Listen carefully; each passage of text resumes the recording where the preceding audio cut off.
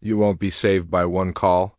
For someone who had just been unfairly cuffed, the officer's voice was low, arrogant, and far too confident. In the middle of a crowded cafe, a woman with his partner standing at the entrance with her arms crossed, and obviously amused customers frozen in mid-bite, phones recorded, and at the center of it all, she sat with her hands behind her back and her calm eyes fixed on the officer's face. She didn't cry or scream, but she just said one thing slowly, making it obvious that no one call ends you. 30 minutes prior, she had entered the coffee shop like any other upscale professional woman, complete with sharp heels, crisp blouse, and a presence that turned heads. Some people assumed she was a model, while others whispered that she looked familiar.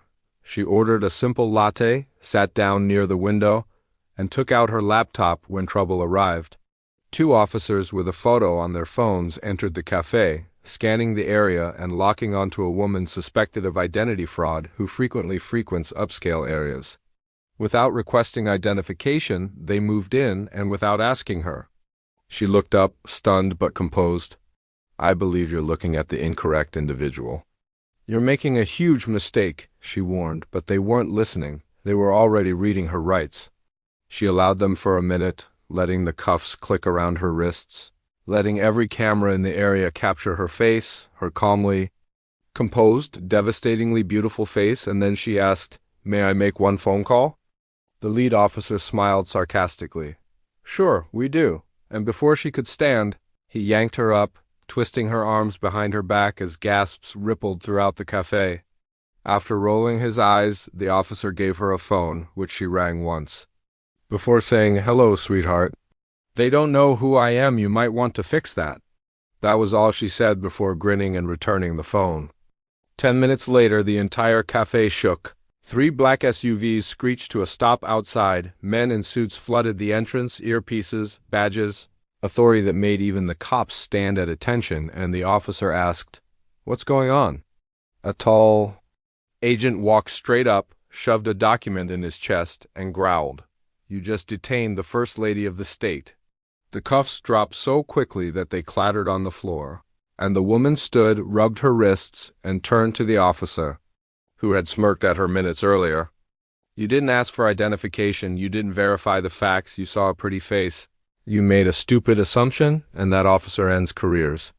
She left without turning back to her husband. The governor was waiting outside the SUV, fury blazing.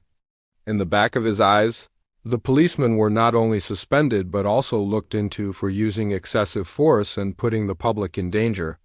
Within weeks, both were dismissed from their positions and the department issued a formal apology.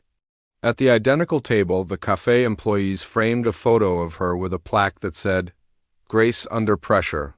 What no one knew at the time was this wasn't her first time being underestimated years ago. She'd been a top federal prosecutor before that, an intelligence officer overseas. She gave it all up to help her husband rise to office. Never once asking for recognition, but in that cafe when 2 men thought her beauty made her powerless, she reminded the world that silence isn't weakness, it's strategy. The video went viral. Wrong woman, right call. The headline read millions. Watched her handle the situation with poise while the officers crumbled under the weight of their mistake. Women across the country called her a role model. Men respected her restraint.